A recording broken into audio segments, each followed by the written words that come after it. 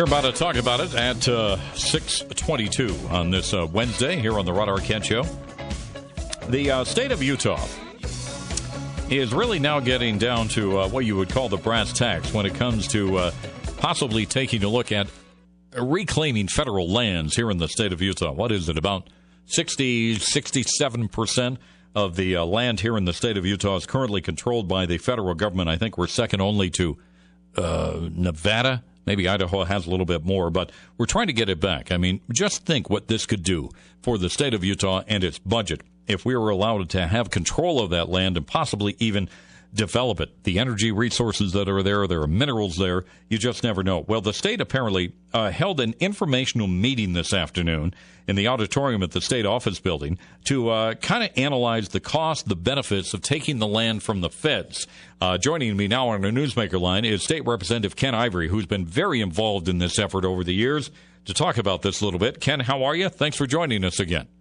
Hey, Rod, I'm doing great. Thanks for having me on. Good. Did you get a chance today, Ken, to attend that meeting and find out what's going on?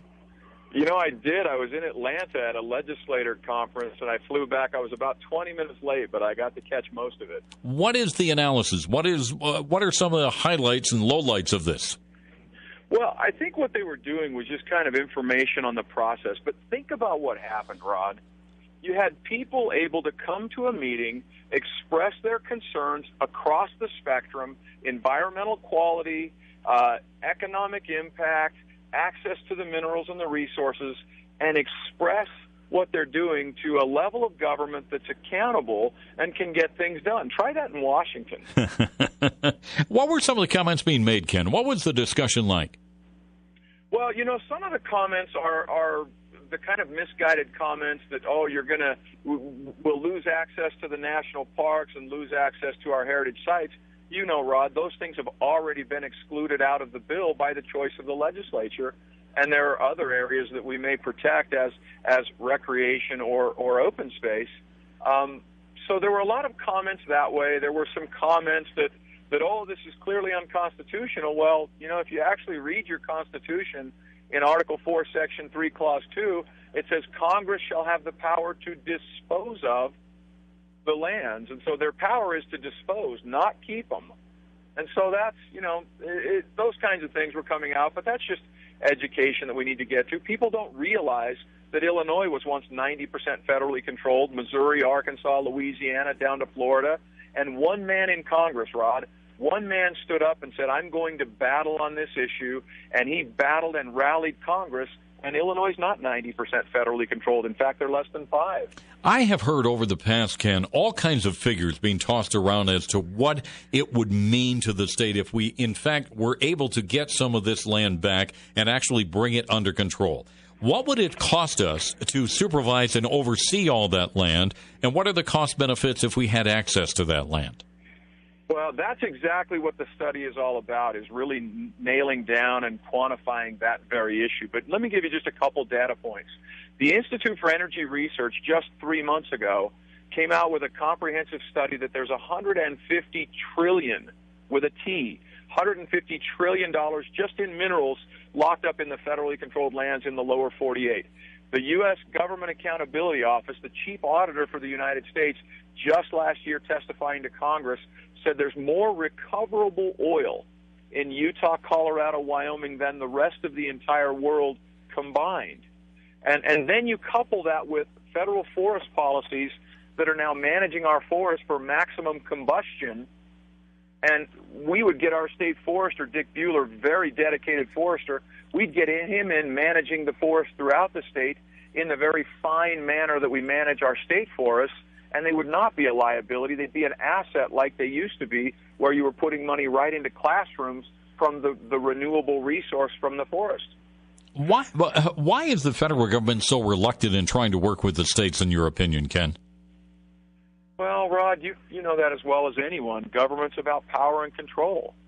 And they're very reluctant to give up power and control. And as Frederick Douglass said, power never concedes anything without a demand. It never has, and it never will. The movement, of course, over the last several months, if not last couple of years, Ken, has really been gaining traction around the country. Where are other states in relationship to what Utah is doing? Where is Nevada? Where is Wyoming? Where is Idaho? Are they behind this effort? Do we need a combined effort to really get something done here, do you feel? Well, let's go through your list. Nevada, passed. Wyoming, passed. Idaho, passed. Montana, passed. South Carolina passed a resolution supporting the transfer of public lands to the western states. And the representative, Alan Clemens from South Carolina, just last week at a national conference of state legislators, was up doing presentations with me, beating the pulpit, saying, you guys do resolutions to congratulate John Smith on his 80th birthday all the time. You need to do resolutions supporting our sister states, not just for their benefit, but you're spending $9 billion a year to keep them from using their own assets to educate their own children and care for their own communities. And there's $150 trillion in mineral value locked up, wasting away in the federally controlled lands. Let me ask you, Ken, where does this study stand? I mean, they held a hearing today. They heard from various people. When is the end result? When are we going to actually see some numbers and figures that we can use in this fight? You know, that's a ways down the road. I mean, the Institute for Energy Research number, the GAO numbers, those are all things we use right now. The study is going to take some time because what we're doing is putting together, taking existing data. They're going to, from what I understand from what they're doing, they're putting it into kind of a modeling format so that you could adjust inputs and say, well, if we did this with the land, or if we did recreation here, or if we did mineral extraction there, and have a way to kind of look through based on various values in the state and look at what that may mean. So that's going to take some time because we're really taking the measure twice, cut once approach, which we ought to do. And so where some may think we haven't seen any excitement going on and nobody's, sending up, congratulatory balloons yet, there's a lot of work to do. This is a big issue, Rod. We've been at this 117 years getting here. It's going to take a lot of careful thought and planning to work on a transition as to how we restore that balance and get them to keep the same promise to Utah and our children and our future that they've already kept with all states east of Colorado. Now, I know it's a long battle, Ken, but I'm glad you're fighting it on our behalf. Thank you for your time tonight.